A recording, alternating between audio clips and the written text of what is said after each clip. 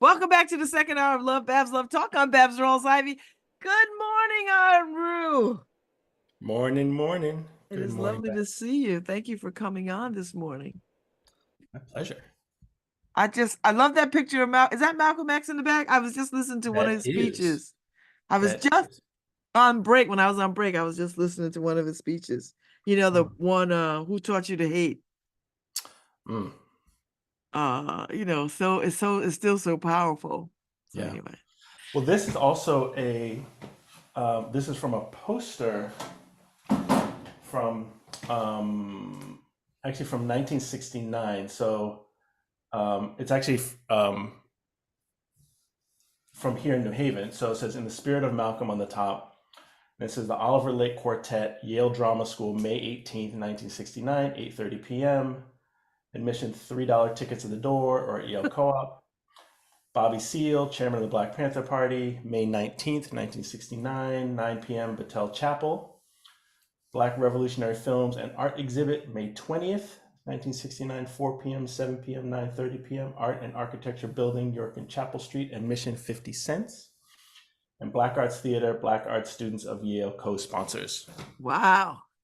So my mom gave me this poster um, when I graduated high school. Wow. And it turns out we were actually here. We have that because we actually lived here in New Haven for about a year or a year and a half, so around that time. Wow.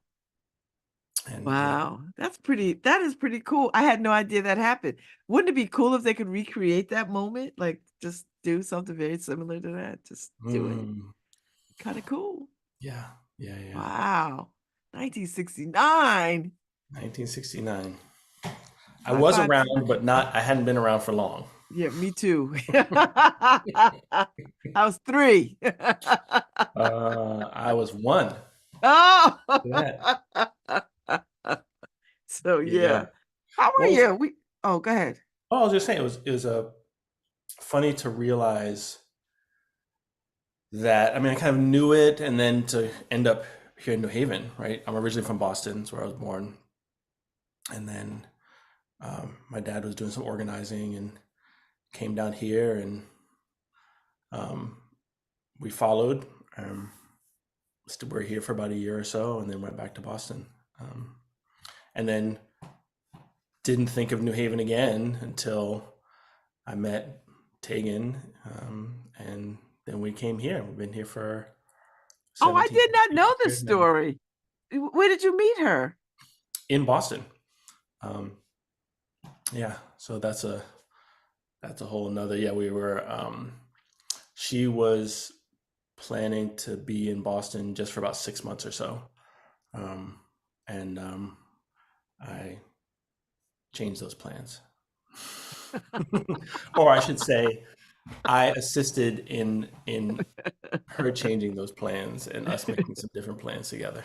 Oh, that's a Yeah, good story. so I that's did not know the origin story. So that's yeah, pretty cool. I don't know where I thought you were from, but I knew you weren't from here yeah. originally, but I didn't know you were here then as a little kid and then, I know. as a There's a baby. there's a picture I have of my grandparents, um, and actually lived. I think we lived over in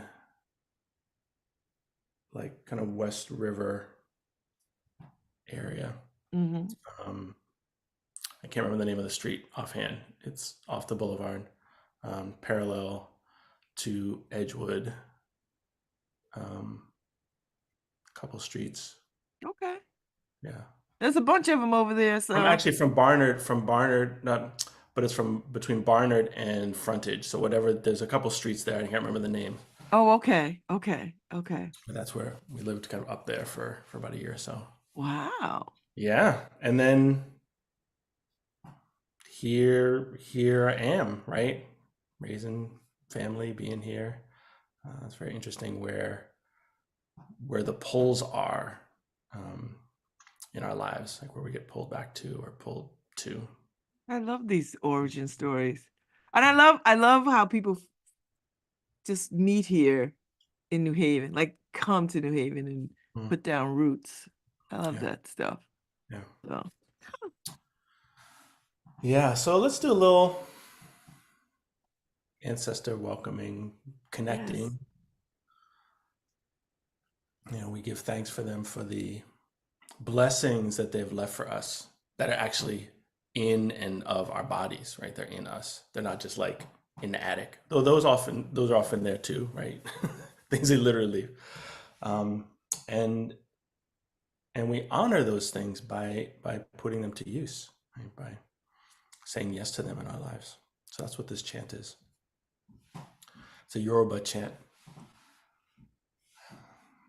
And the reason I chant this and the reason I know these things is because I'm a Babalawo, I'm a priest in the Yoruba tradition. And so ancestor reverence is a fundamental piece of it. And so we honor them by singing this. We give thanks to them by singing this. It reminds us of what we can do, how we can be here. Ibamba tofu washe o. Ibamba tofu washe. Ibamba tofu washe o.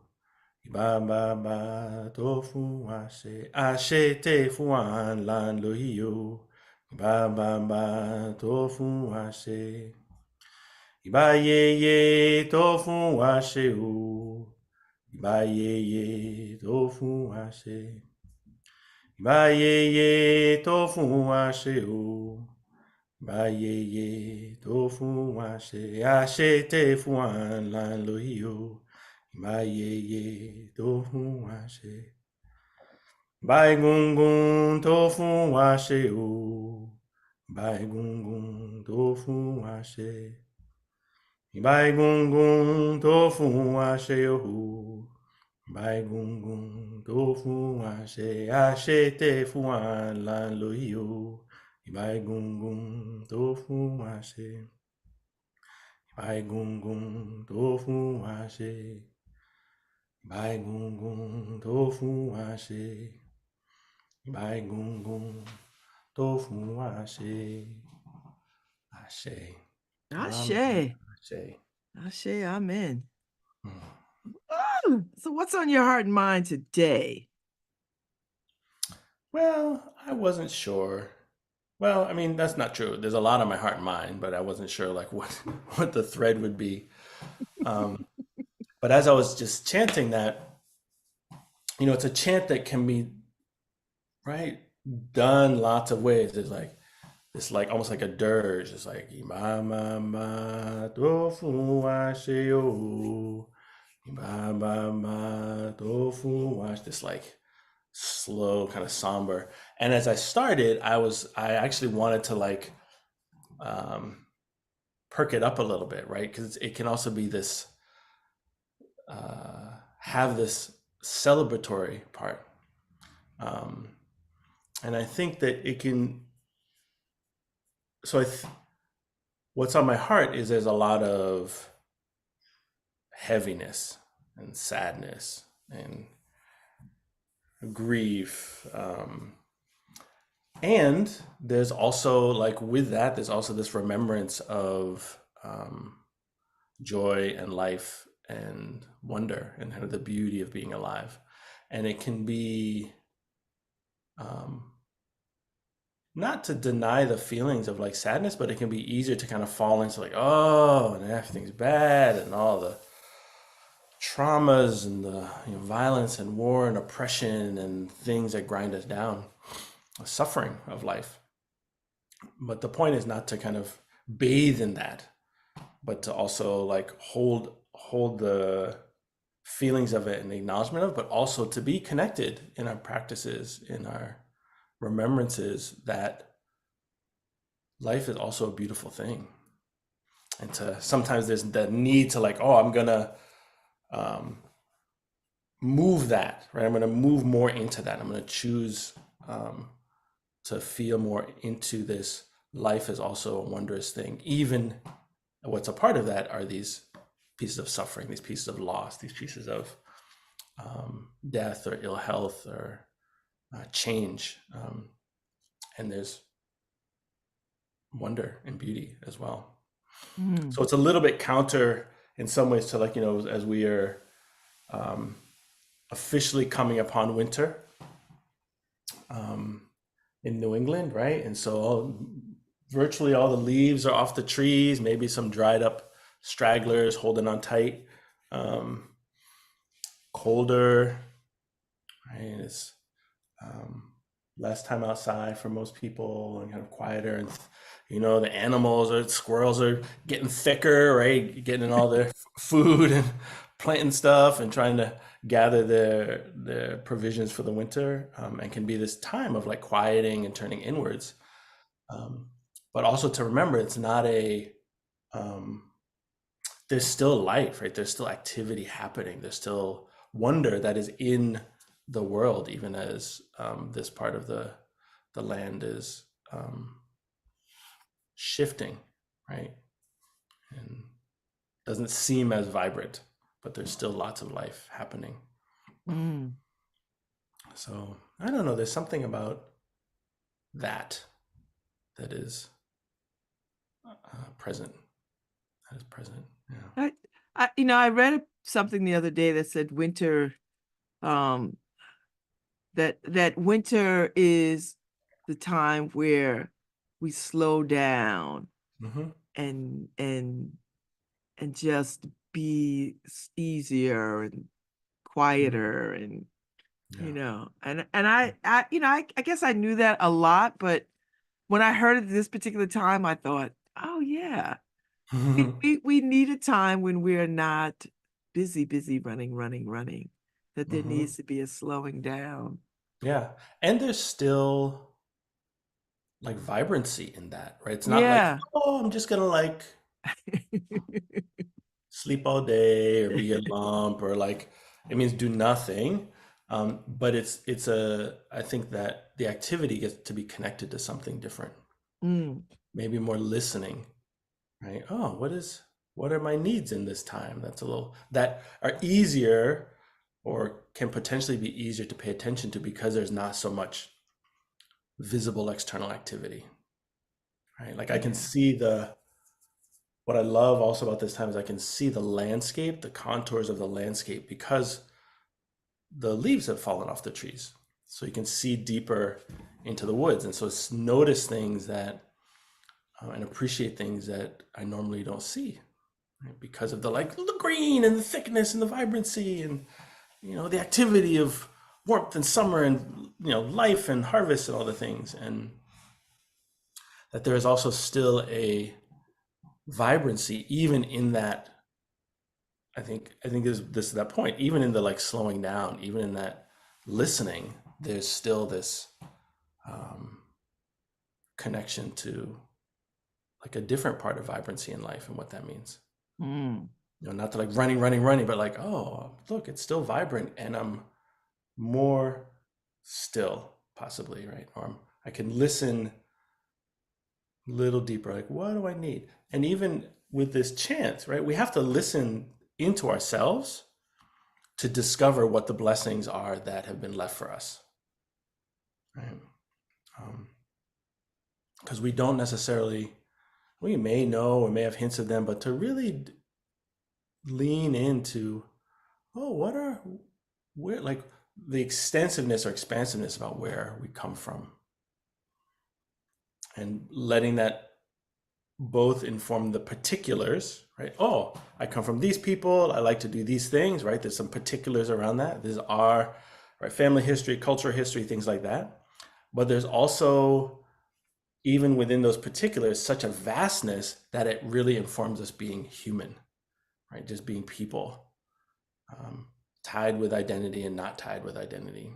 And there's something also in that, like how do we, in the diving into the particulars, we can also touch oh, right, I'm a person. Oh, look, you're a person. How can we be people here?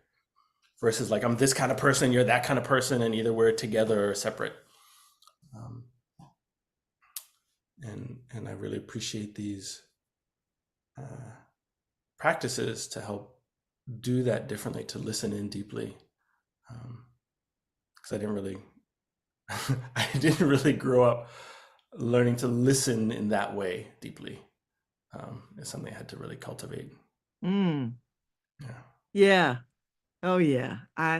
Yeah. I've been thinking about that too. I think uh, uh listening takes on, when you train to become a spiritual director, it is all about um listening.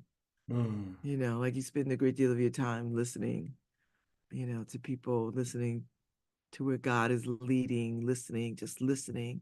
And it is like a muscle. I mean, you have to keep at it and be discerning Hmm. about it. I mean, you have to lean into it, and you have to be open to being still and quiet, which is very Mm. hard for a lot of people. It's not a practice. Like popular culture doesn't encourage that. No, no, you should be talking, moving, filling the air, filling the space, and people get uncomfortable sitting with themselves and their thoughts and their feelings, and they don't know how to uh you know uh wrangle all of that. They Mhm. think something has to be, if you're sitting and being still, you're doing nothing. Right. And then there's a lot of judgment about that, right? Yeah, Wanting I to be should be, I should be, I productive, should be. helping, servant, something. Hmm. The other thing that strikes me about listening is um, ways in which, like, the listening is actually letting go of the control, right? There's listening that's not like, I want to listen with this outcome, right? Sometimes we can listen for things, right? I'm going to listen to what this argument is so I can give a counter. I'm listening for the information so I can just get that and move on. I'm listening for, well, how I can now give you the advice. And very rarely are we allowing like ourselves to be open or even guided in that listening, like, oh, like following something, Hmm. um, which I think is where the richness, that's the deep listening I'm talking about. Like that's, I think we can be surprised and we can be curious, and um, receptive, as opposed to, this is what I'm trying to get. I'm trying to get something from the listening. Where's the thing?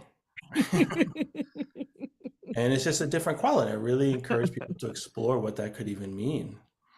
Listening to their body and being really open to even their, not just what the body has to say, but like listening to their thoughts and feelings about their bodies. And, it's not easy being in a body, and there's all kinds of judgments around like good and bad and healthy and not, and all the things, right? And there's certainly a lot of products and attitudes and things that are aimed at us to treat our bodies differently or mold them or move them in different ways, and to love our bodies, or Mm. at least to also be gentle and compassionate in the places we don't love our bodies, and just be, like, listen in there too. Like that's hard.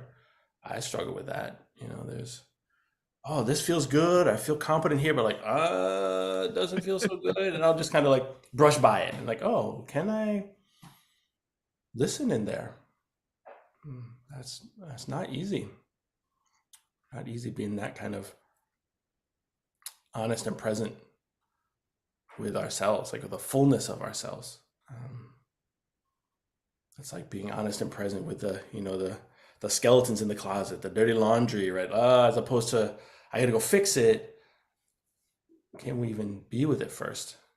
And then we can see what needs to be done. Like, oh, we just need to air it out, or oh, that's actually not dirty. That's just a different color, or like, oh, it's time to get rid of that. Like, if we can be with it, then we can skillfully address, integrate, or set aside the things that even we don't need, or integrate the things we do need.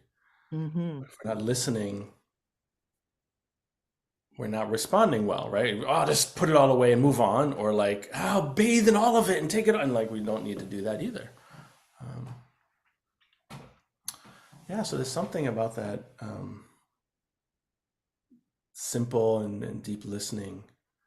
Um, and then we can also be surprised in our relationship with other people. Right? I mean, that's a piece that you're talking about, like learning to listen to even to other people. means that we maybe can understand them or be connected with them differently.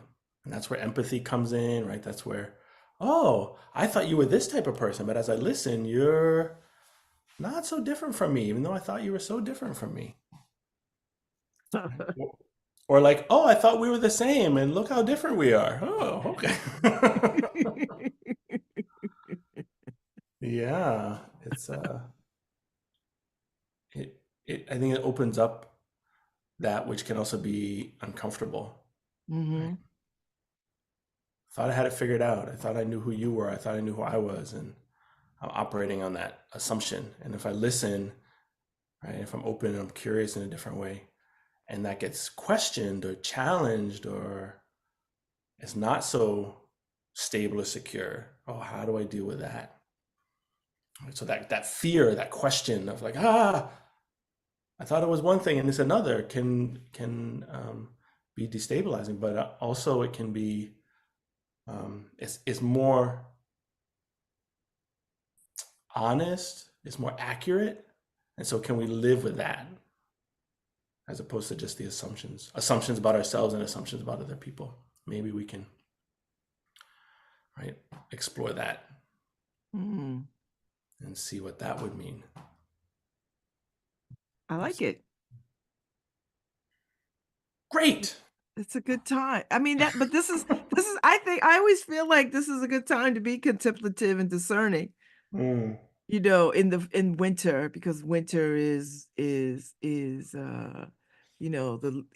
it's darker earlier, and there's a chill in the air that turns cold, mm, and we're scurrying to get indoors, and you know what I mean, like, so winter has a real place in how we move about ourselves and our lives. Like mhm, even if you live in California, there's a winter, there's a time for you to go inward and hibernate right. and be reflective and dig deep and and assuage anxieties. Mm, mm, mm. you Yeah, know. yeah. Yeah, so I don't know, listening. So what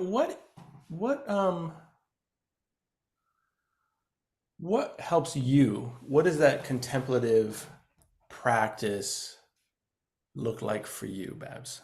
Mm. I always think about if like something is needling at me or something is annoying me or if I'm anxious about something, I get somewhere and I get still and I just start subtracting. Okay, what am I feeling? Why am Mm, I feeling this way? Like I call it my own kind of truth telling. What is mm, at the heart of this? Why am I feeling this way? What am I afraid of? Like, what is the mhm, boogeyman under the bed for me with this issue? Like, and then once I get through that, I was like, okay, then what is the worst possible outcome of this thing? And then I work back from that. Like, mm. okay, well, the worst outcome is I could be walking down the street in an anvil. I could be going to the bank to put this money in the account and an anvil could fall on my head. Okay, so I can eliminate that.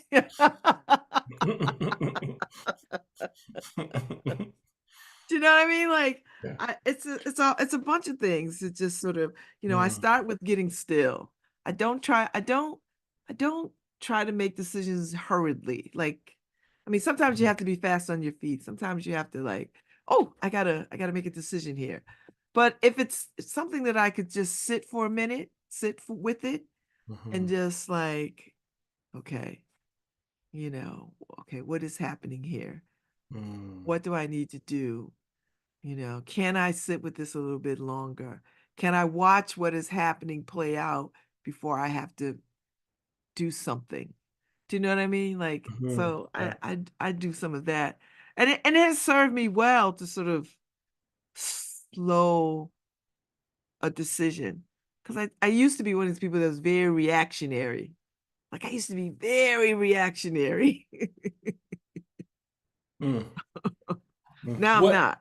Was there something that that highlighted the change in that, or was it just a gradual? I think it was a, Enroue, when you start reading and learning and discerning about, practices and higher power thinking and, you know, um, how to behave differently in different situations. When Hmm. you start doing that kind of work, Yeah. do you know what I mean? You slowly start to adapt the things that you are learning. They Hmm. start to sift in, they seep in, Hmm. and you find yourself like, oh, this feels very natural for me to behave this way. Oh, Hmm. I didn't even think about that. Let me try that on, you Hmm. know, uh, kind of Yeah. stuff. Yeah. Yeah. Yeah. That makes sense. That resonates a lot. Right? It's this being open. I think for a long time for me, there was a lot of like, this assumptions like, I got this, right? Oh yeah, I got Yeah. this, right? And I think hitting the wall enough times, like, oh, maybe I don't just got this. And I think that's the like being open to like so much of that was reactive for lots of good reasons, right? That helped me navigate some confusing and chaotic times. And then I was like, oh, this is not leading me to like have the life that I think is possible. Or Mm, just like this is just awful, right? I'm just banging, not have the relationships I want, or not seeing myself in a certain way, or whatever it is, whatever it was. And then like, oh, let me be more honest. And there's a phrase I used to say a lot, like I know, but, right? Oh yeah, should you do that? Yeah, yeah, I know, but I'm gonna, right, which basically says I know what's best for me, but I'm gonna do this other thing. And kind of in this listening, I was like, wow, I that is just like something I just operate from a lot. So what if I just put a period after the I know and did the thing that like I know was better, right? And I practice setting aside that like the but, nah, and um, and then see what happens. And I think that was this like experimentation. Let me experiment with some of these things. Let me try them out and then see what happens. And not that everything is comfortable, but over time that really led to this pivoting and turning to kind of be with myself and be with others in a different way, like learning it, like the dysfunction that I learned growing up, right? Oh yeah, I know I shouldn't be uh, drinking and getting high all the time, but it's da da da da, right? Like, oh, so what if I did the I know and like stop that so that I can not just by itself, but if I'm trying to be a person, can I be honest enough to see that that's getting in the way of being the type of person, of being connected to my feelings in a way that might lead to a different way of being and not mm, hiding. mm-hmm. And so that those real decisions and the practice of that, right? Reading and learning and talking to people. And, oh, you've lived a different way and you look like you're doing all right. Huh, what would that be? Or you have these practices and like, huh, let me try those on. And some work and some don't. And if they don't, you don't do them. And but also I think in this place of depth that we're talking about, right, where the deep listening is, that honesty, that honest reflection you're talking about, that can only happen in the pausing, right? I'm not going to be reactive. Let me feel into what's happening and then decide. And maybe that decision can come from a different place, a different um, curiosity, a different inspiration, a different direction, something that's more in tune with what I might need, which maybe I didn't think it was possible to have what I needed live in the world, right? Or be present. I just kind of squirreled it away somewhere. And oh, maybe now it can come out a little bit. Maybe I Mm. can pay attention to it. Maybe I can go in the attic, go in the basement, open up, notice what's stashed away there, open the vault a little bit, right? Oh, what's in there?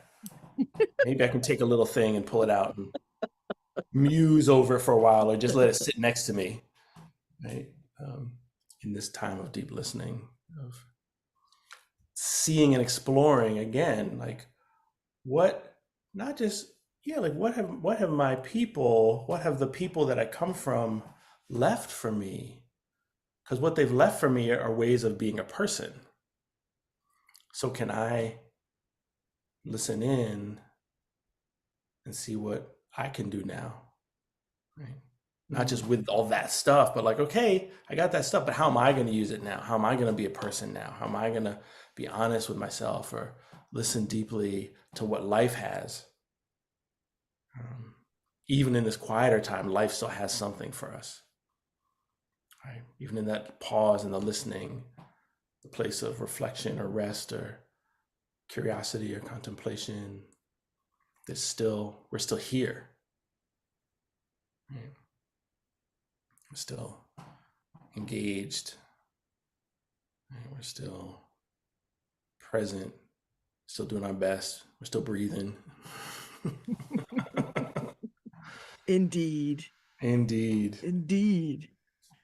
Yeah. Well, I think this is a good message of listening into the season because, while there's so much lights and rah, rah, rah, and fa la la la la going on, that we still can take time to listen to our inner selves, listen to the stillness around us or create stillness around us. Mm-hmm. So that's what I like best about winter. Mm-hmm. Seriously, even though I deck the halls, I do like Yeah. the silent night. Yeah. Yeah. For So, sure. Yes. well, thank you. So y'all know Enroue will be back in the new year That's the plan. with all the promise of what is to come in this new year. So Yes. Well, I hope that in all the holidaying and celebrating and opportunities that are here, that people take the time to, in the depth of that listening and relationship with themselves and with other people, to rejoice in this life that we have, the opportunities that we have, the whatever that well-being, whatever the blessings are. And I pray that people are safe and well and are able to connect with some love and some beauty. ashe. Yes.